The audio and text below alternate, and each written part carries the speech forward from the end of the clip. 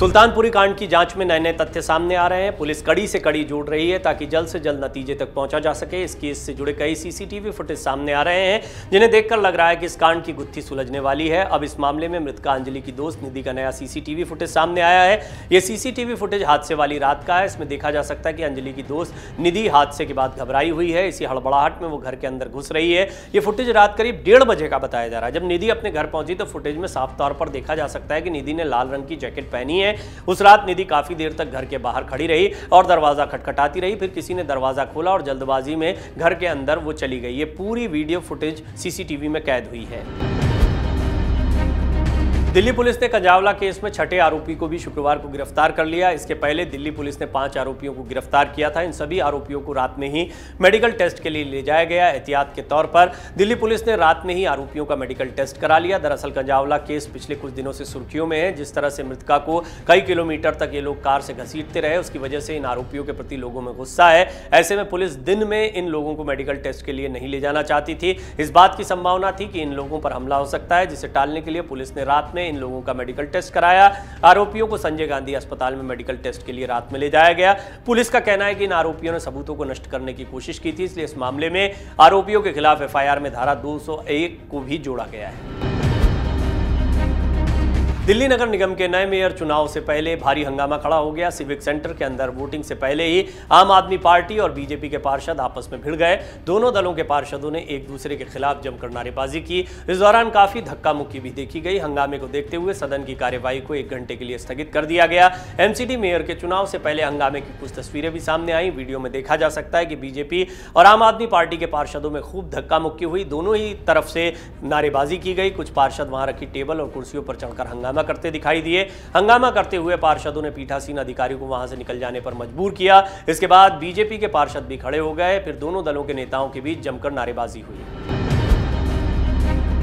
BJP के राष्ट्रीय अध्यक्ष जेपी नड्डा का चंद्रपुर दौरा विवादों में घिरता जा रहा है। दरअसल सोमवार को अपने चंद्रपुर दौरे के दौरान वो सैयद बेबतुल्ला शाह दरगाह में गए और वहां उन्होंने चादर चढ़ाई। जेपी नड्डा द्वारा दरगाह में जाने और चादर चढ़ाने की तस्वीरें धीरे धीरे सोशल मीडिया पर वायरल हो रही हैं। इन्हीं तस्वीरों के जरिए अब राज्य की महाराष्ट्र की महाविकास अघाड़ी को भी बीजेपी पर निशाना साधने का मौका मिला। वहीं अब तक बीजेपी महाविकास अघाड़ी को सेक्युलर विचारधारा, हिंदुत्व विरोधी मानसिकता के नाम पर निशाना बनाती रही थी। वहीं सोमवार को जेपी नड्डा एक दिन की विजिट पर लोकसभा प्रवास योजना के उद्घाटन के लिए चंद्रपुर आए। इस दौरान उन्होंने विदर्भ के चंद्रपुर जिले का दौरा किया। वहां एक सभा को संबोधित किया और राज्य के नेताओं से मुलाकात की। मध्य प्रदेश सरकार में नेता प्रतिपक्ष गोविंद सिंह द्वारा लाया गया सीडी का जिन्न थमने का नाम नहीं ले रहा है। अब तक तो नेता प्रतिपक्ष गोविंद सिंह और बीजेपी के प्रदेश अध्यक्ष वीडी शर्मा के साथ गृह मंत्री नरोत्तम मिश्रा सीडी मामले को लेकर एक दूसरे को चैलेंज दे रहे थे, लेकिन अब इस मामले में प्रदेश के पूर्व मुख्यमंत्री और पीसीसी चीफ कमलनाथ की भी एंट्री हो गई है।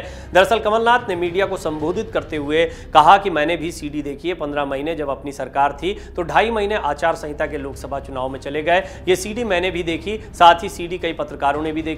हनी ट्रैप केस में सीडी के बाहर आने के जवाब पर कमलनाथ ने कहा, सीडी को लेकर मैंने कहा था कि इसकी और जांच की जाए, ये सही है या फर्जी। मैं नहीं चाहता था कि मेरी राजनीति इस प्रकार की हो। मैं किसी के पीछे नहीं पड़ा। मैं नहीं चाहता कि मध्य प्रदेश का नाम बदनाम हो। जम्मू कश्मीर के पूर्व मुख्यमंत्री गुलाम नबी आजाद को बड़ा झटका लगा है। पार्टी के वरिष्ठ नेताओं समेत 17 उनकी पार्टी छोड़कर वापस कांग्रेस में लौट आए। इन नेताओं में कश्मीर के पूर्व उप मुख्यमंत्री ताराचंद भी शामिल हैं। सभी की घर वापसी नई दिल्ली में पार्टी मुख्यालय में हुई।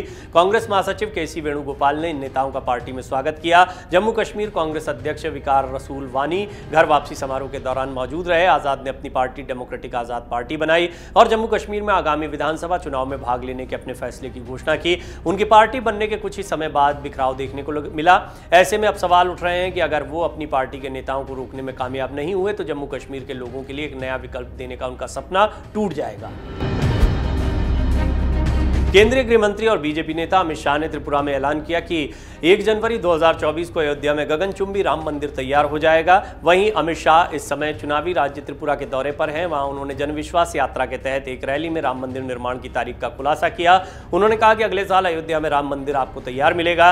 इस दौरान अमित शाह ने कहा कि हमें 5 साल और दे दीजिए, हम त्रिपुरा को छोटे राज्यों में सबसे समृद्ध बनाएंगे। उन्होंने लोगों से धारा 370 का जिक्र करते हुए कहा कि कांग्रेस और कम्युनिस्ट 70 सालों से धारा 370 170 को गोद में बच्चे की तरह खिला रहे थे।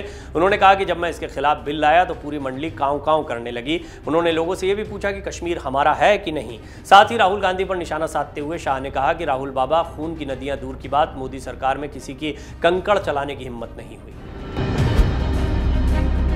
मध्य प्रदेश की राजधानी भोपाल से 400 किलोमीटर दूर रीवा हवाई पट्टी के पास एक ट्रेनी विमान मंदिर के गुंबद से टकराने के बाद दुर्घटनाग्रस्त हो गया। हादसे में विमान में सवार ट्रेनर पायलट की मौत हो गई, जबकि एक ट्रेनी पायलट गंभीर रूप से घायल हुआ, जिसे अस्पताल में भर्ती कराया गया। ट्रेनी विमान गुरुवार देर रात लगभग 11:30 बजे रीवा चौरहटा हवाई पट्टी पर उतरने के प्रयास में 3 किलोमीटर दूर एक मंदिर के गुंबद और बिजली के तारों में टकराकर दुर्घटनाग्रस्त हो गया। विमान के मंदिर से टकराते ही तेज धमाका हुआ। इससे गांव के लोगों की नींद खुल गई। लोग दहशत में बाहर निकल आए। लोग जब मौके पर पहुंचे तो देखा विमान का मलबा बिखरा पड़ा है, उसके अंदर 2 लोग फंसे हैं। लोगों ने प्लेन का सीट बेल्ट काट कर दोनों को बाहर निकाला।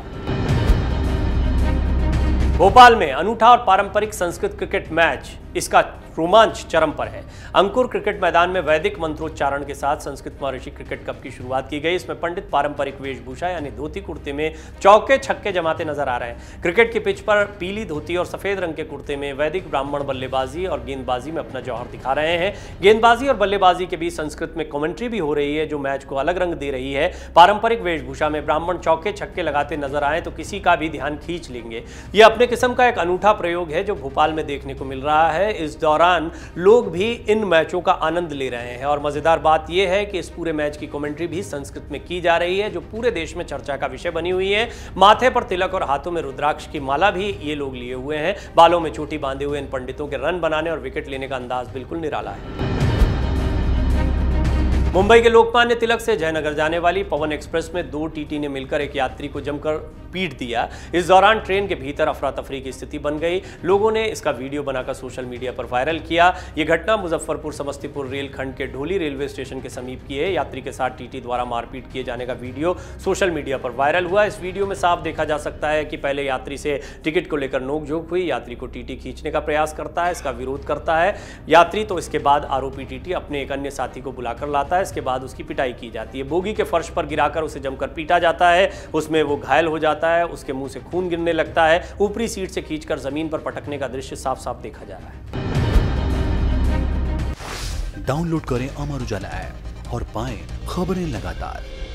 अगर आप ये वीडियो YouTube पर देख रहे हैं तो हमारे चैनल को सब्सक्राइब करें और बेल आइकन को दबाना ना भूलें। अगर आप Facebook पर यह वीडियो देख रहे हैं तो हमारे पेज को लाइक करें।